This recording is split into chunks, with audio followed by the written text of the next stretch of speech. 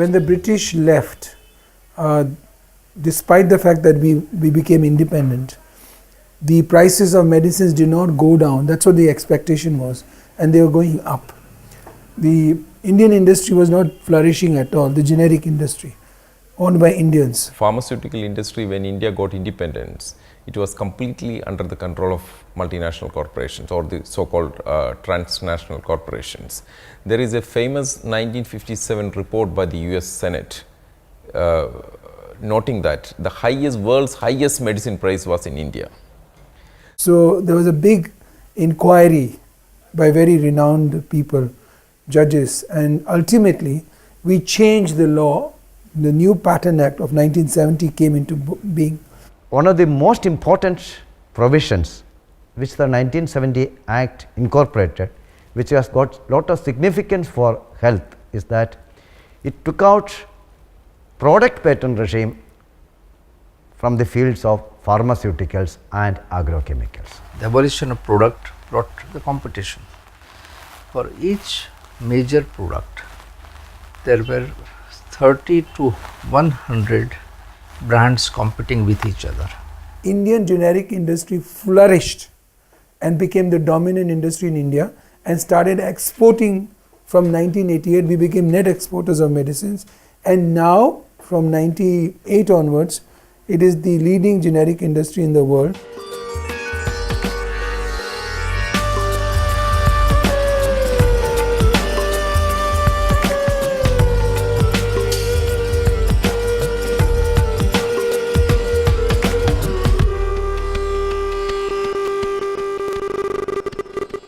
In India, I think one of the important things which distinguishes India from other countries, one is that the pharmaceutical companies in India are very strong.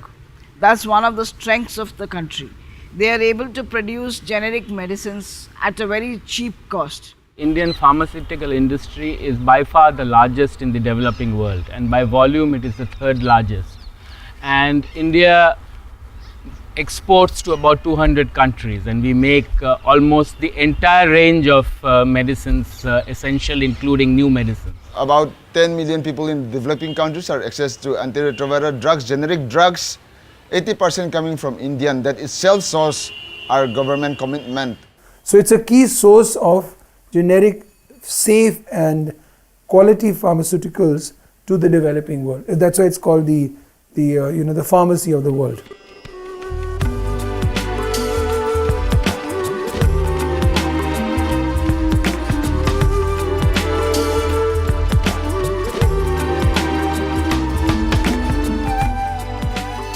But things changed. The multinationals through developed countries practically forced the developing world to enter into the TRIPS agreement. So just to give an history, TRIPS is an agreement which stands for trade related aspects of intellectual property rights, is part of the final act of Uruguay round, which establishes the World Trade Organization.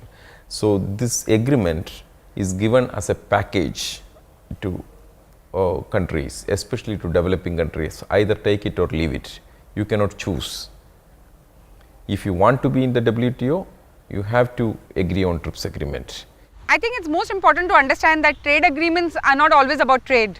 And the first one that we signed, which was the World Trade Organization's trade agreement, brought in patents and undid an entire system that existed for 30 years to build local capacity. Now, while granting product patents, India does realize, and there has been a lot of debate on this issue, that if you do grant product patents, then what happens, especially in the field of medicines? This will become the monopoly of certain people, and the public health will be held to ransom by a certain group of people or by a certain group of companies. Very basically what patents do is they prevent local companies from producing much more affordable versions of the same medicine. Now, if this industry gets taken over again by the multinational corporations, we go back 40 years. 50 years of struggle, 50 years of building this industry goes to nothing.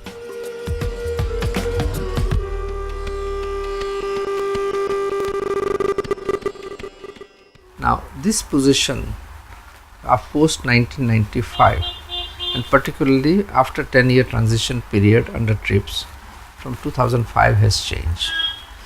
India has become subject to product patent. As a result, large number of new medicines which are produced and marketed only by one company, and this is a multinational company, they have a monopoly in the market, and prices of this medicine is so prohibitive that not even 0.1% of India's population of more than 1 billion people can afford these medicines.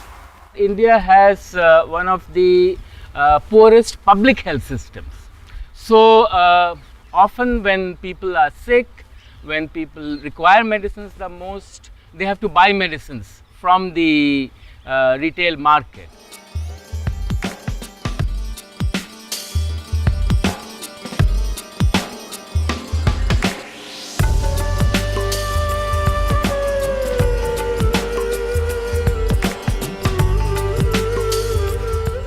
Now, fortunately, Indians have been idiosyncratic. We don't follow the world the way we should follow. So we didn't have a patent law which had product patent protection. And from 2005, a lot of thinking went into it, and amongst the civil society and community also there was a lot of thinking. And we found that what was happening in the developed world was that new pharmaceuticals that were coming on the market were not genuinely new novel compounds. 75% were just replicas or new forms of known substances. In the West, generally what happens, that one comes with a new product, and after 15 to 18 years of having enjoyed the patent life, they make a minor modification in that formulation or that drug and apply for another patent. And like this, they go on keeping the patent alive, so the monopoly remains alive. It is a strategy of various companies to first take a patent on the first molecule, take another patent on the polymorph, take a patent on the tablet, take a patent on the injection, and so on and so forth. So the second generation, third generation, and so on, other formulation and other patents. It is a strategy which they have, and there are normally many companies which do keep taking patents on second generation, third generation kind of compounds, or even other variants of the same compound. We introduced major changes in the law to provide for product patent protection, but also we provided a new provision which is known as the 3D of the Patent Act, which says that new forms of known substances would not be patented unless they are significantly more efficacious than the known substance. So what section 3D says is very simple. What it says is that we will not in India allow patents for trivial innovations. We will allow patents for major innovations. The Indian law now allows it. Ball pen is for writing a paper. So you invent it and the color is blue. You get patent, you ask for a patent, and it's a real innovation, you get 20 years on pen, blue pen, and before the end of the 20 years, what did you do is, you don't change the pen, you change the refill into red, and get another 20 years. Before the end of 40 years, you change that red into green, and another 60 years. And before the 60-year end, you change another into purple and get. So this is called evergreening. But section 3D doesn't allow this. Our Indian patent law doesn't allow this. India said that this tweaking of formulation we would not permit unless there is a significant enhancement in the efficacy of the drug by tweaking that formulation. By simply modifying or putting one drugs and one drugs together, that's not new or that's not invention, which section 3D doesn't allow. But in the West, in the Europe and in the United States, this law is allowed. And this is what bucks and pistol the multinational companies because they don't really do innovation or invention. Now, the case which has attracted worldwide attention so far as Indian Patents Act is concerned, it has come to be known as the Novartis case after the company's name.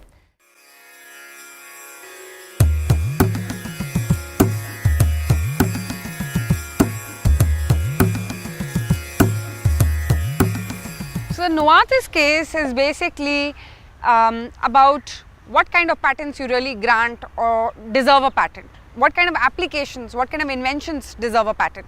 So Novartis case was one of the first case which was on a drug called Gleevec, which is to treat chronic myeloid leukemia. And basically they wanted the beta crystalline form of a known substance, which was the imatinib mesylate or the imatinib based compound, to be patented.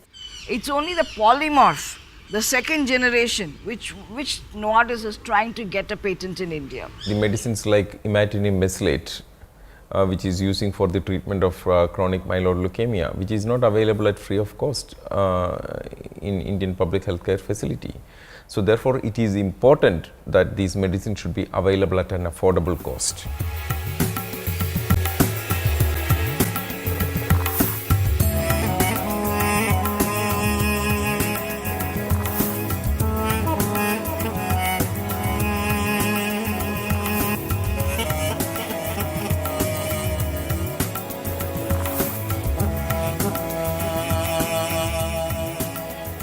The generic product is about $100 a month, and Novartis's product is 200,000 rupees a month, that is $4,000 a month. So we have to choose between $100 and $4,000.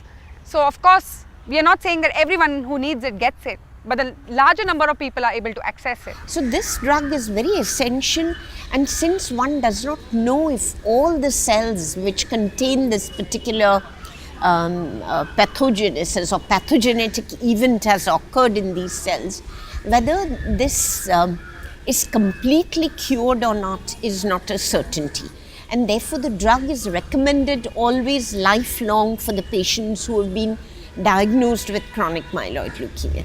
We were the first group to oppose it, the Cancer Patient Aid Association. I appeared as a lawyer for them, and they lost there. Once they lost that, they realized that unless they challenge the 3D provision, they will never be able to succeed. Now, they challenged, they lost, and the Madras High Court held that this provision was to protect public health. And the judge basically said, no, it's not unconstitutional to save lives. We have a right to health, and we will balance this patent law with that. So they lost there, and then they were relegated to the appellate board. In the appellate board, they still lost on 3D. Now it's important to understand, in the Patent Controller Office, they lost on novelty, obviousness and 3D.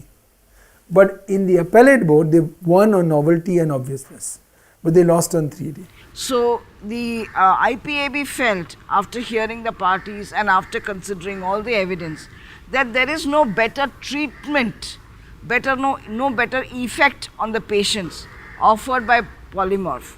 Therefore, they rejected the patent. Novartis then went right up to the Supreme Court.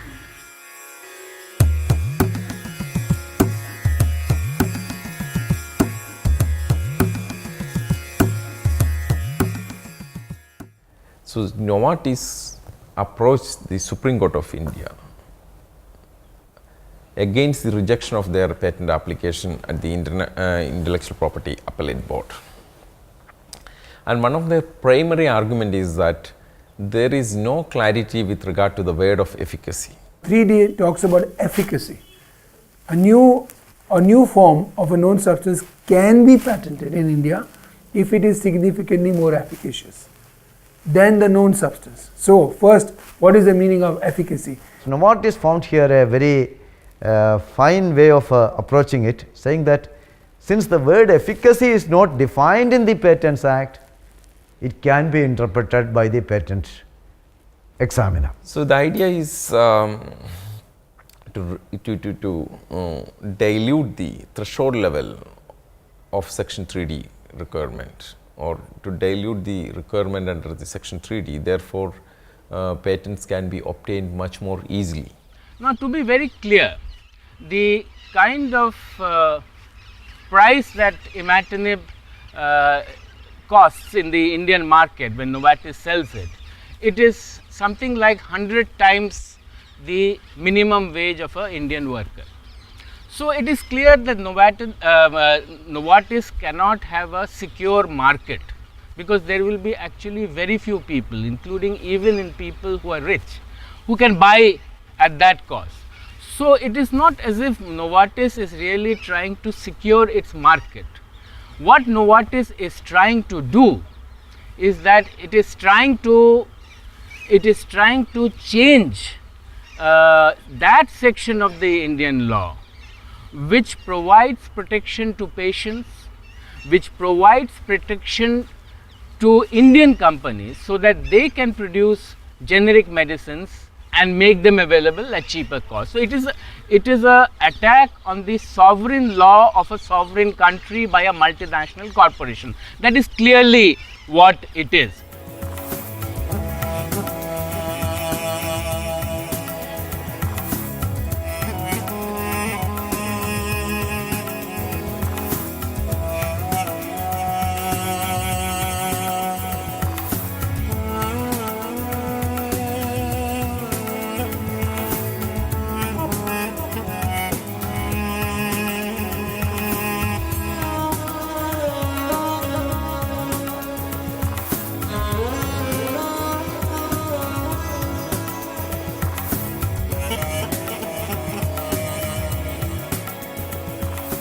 In some ways, Novartis represents the big face of big pharma in India, whether it's Pfizer or Abbott or Gilead or itself.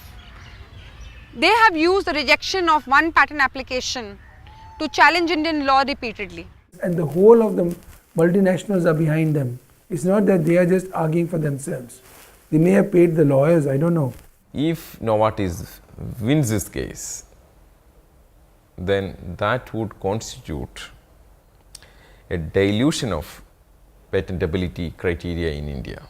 Novartis is questioning in section 3D of India's Patent Act. Now, if Novartis wins in this case, it's potentially a disaster for not only India but all developing countries which cannot afford these medicines. So if 3D is actually altered by judicial interpretation to our, against us as it were, to our interests which are adverse to us, then it will affect the production of generic medicines in India.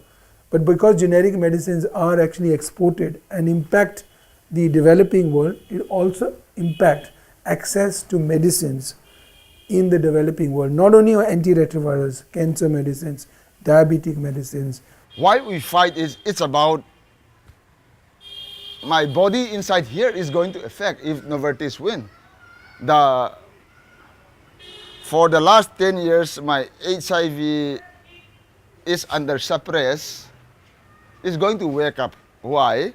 Because Novartis, if they win the section 3D and section 3D is taken out from our patent law, then all our generic will be stopped, and if our generic will be stopped, then people living with HIV/AIDS won't be able to access to this generic medicine. So it's not just about Novartis or branded medicine or cancer medicine or just HIV, but it's affect people living with HIV/AIDS directly. So it's not just a cancer medicine. This is the court case that will determine access for everybody in developing countries. So many organizations have joined into the campaign. There's Treatment Action Campaign in South Africa, many others. But if you ask me, the biggest role has been played by an independent Cancer Patient Aid Association who decided not to take just the donations and just shut its mouth, but decided to go to court to protect access to treatment.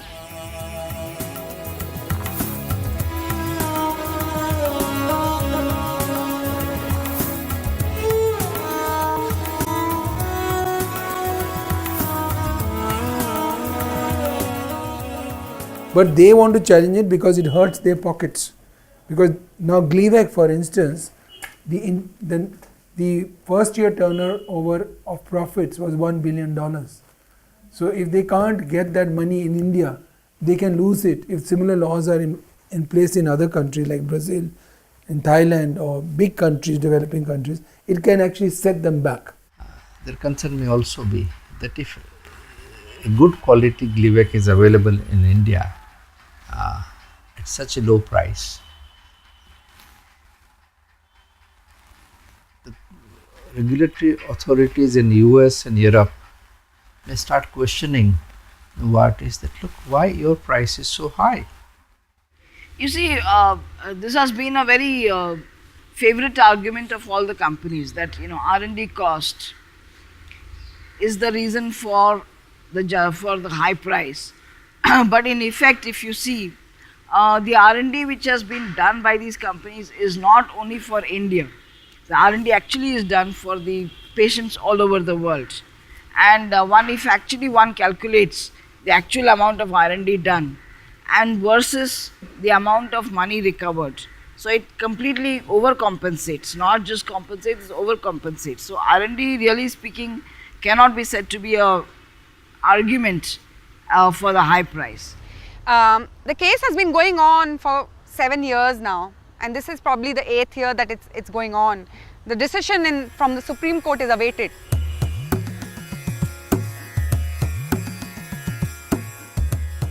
So if Novartis case is in our favor, then momentum may be used by not only us, civil society, but even WHO should be able to push this agenda and ask and request other countries to use similar provisions which do not allow new forms of known substances to be patented.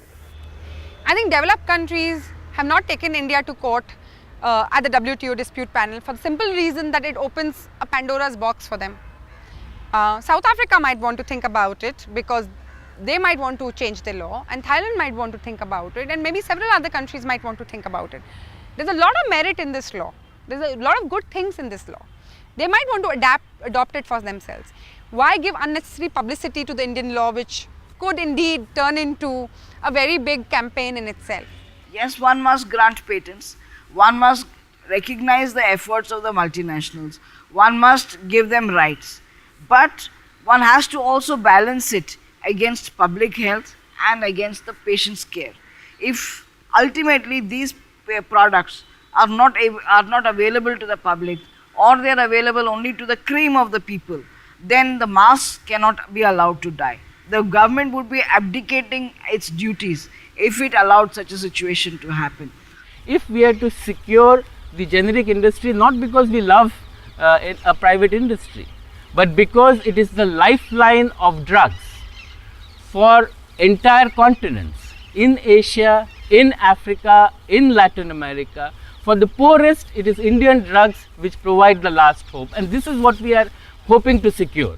My complaint is that people do not read the opening of the TRIPS agreement, particularly Articles 7 and 8.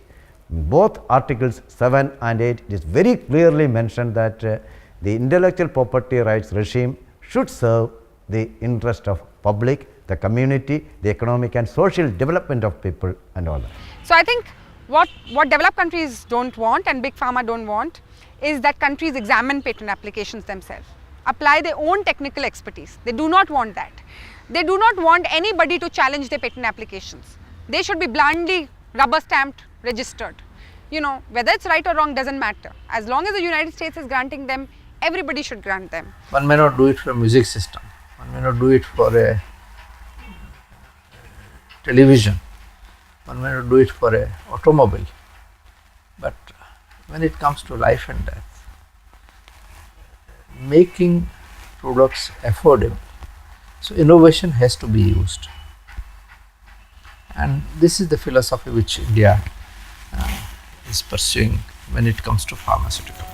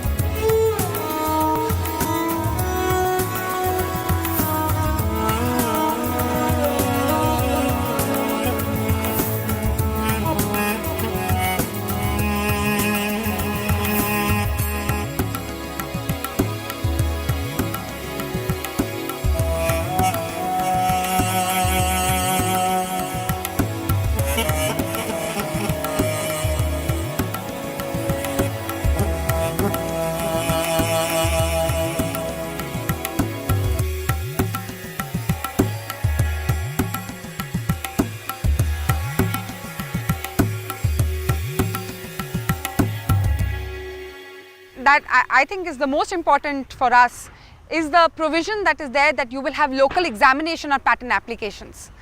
Very often that is missing in many developing countries. So people just assume just because the patent has been granted in the United States, you should also grant it. But India has a local examination system. And to make it more vibrant and make it work, they brought in third parties. That means if my medicine is affected, I can actually oppose the patent. So there was local examination, pre-grant opposition of patent applications, and that has led to rejection of a large number of medicines for HIV and cancer. It's not a perfect system, but if you are from a patient group or a public interest group and you want to protect some medicines, you can do that. And that's the most important take-home message from the patent law, that it gives patients the right to go and oppose patents, which is often missing in the United States system, in the South African system. It's too short a period in Thailand, for example, only 3 months available. In Argentina, it costs $10,000 to translate the documents. In India, you can do it for nothing. India has one provision, many countries do not have it, but it's a very good provision that after the patent application is published in the patent journal, then any person can raise an objection against it. This is known as pre-grant objection. In my view, this should be there in all countries, because no patent examiner is an omniscient God that he knows all the prior art in that matter. But one of the most important element is the people's power. I believe in that. The people is the best shield against the pressure of transnational corporations and their home governments for developing countries. Developing country governments should understand that people are their friends, not enemies.